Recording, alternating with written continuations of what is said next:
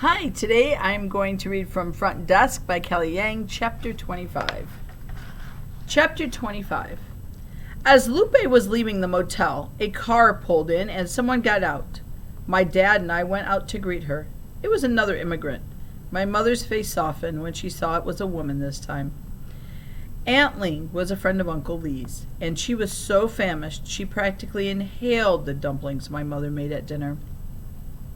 "Eat up, there's plenty here," my mother said, even though I knew that wasn't really true.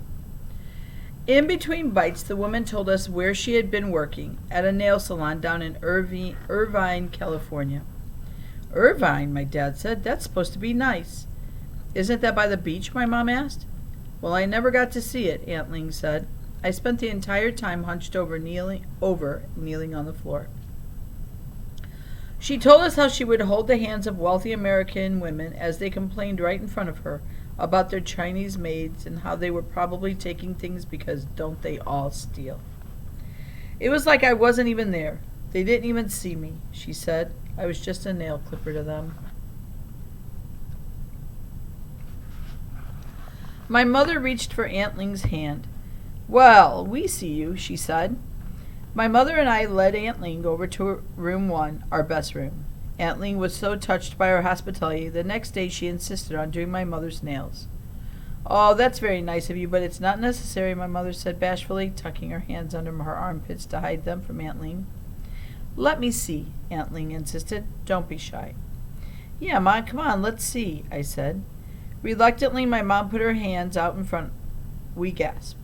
My mother's once shiny, smooth fingernails were now dry, yellow, and rough. The cleaning supplies she used every day to clean the rooms must have somehow seeped through the gloves and into her nails.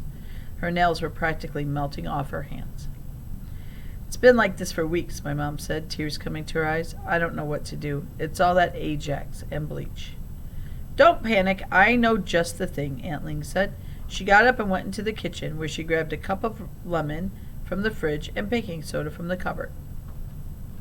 Next, she filled 2 bowls of warm water. She put the baking soda in the bowls and soaked my mom's hands in them. After half an hour, she lifted each hand up and scrubbed the nails with the lemon.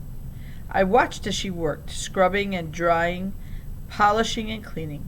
When she was finally done, the nails looked transformed. She was able to get rid of most of the roughness, and what she couldn't get off, she covered up with a coat of glossy red nail polish. My mom was beaming. "Quick, take a picture," my mom said. I smiled and kneeled down before her and Aunt Ling. I pretend clicked with my fingers as my mother held her beautifully manicured hands out to the camera. "Eggplant," I said. As we waited for my mother's nail polish to dry, I asked Aunt Ling where she was heading to next. "Sacramento," she announced. "There are some new nail salons opening up there." "You're going to Sacramento?" I asked. One of the addresses from the ledger was in Sacramento. I leaped out of my chair and raced over to the front desk to get the ledger. "Can you do me a favor? Can you swing by this address? I need you to check something for me." Aunt Ling promised she'd go by the address when she got up to Sacramento. If the Thunderbird were there, she'd call me right away.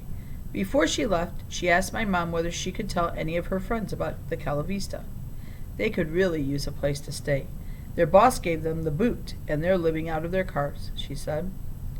"Oh, that's hard," my mom said, grimacing. "We've been there." My parents exchanged a look. "The only thing is our boss, Mr. Yao," my dad said. "He lives right here in Anaheim."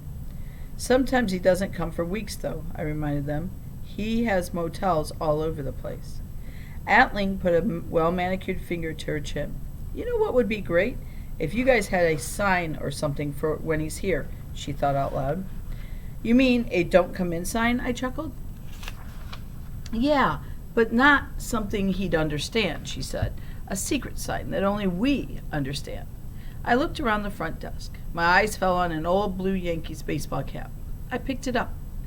"How about this?" I asked Aunt Ling. Her eyes widened. "Yes," she explained. "That's perfect." And that ends Chapter 25.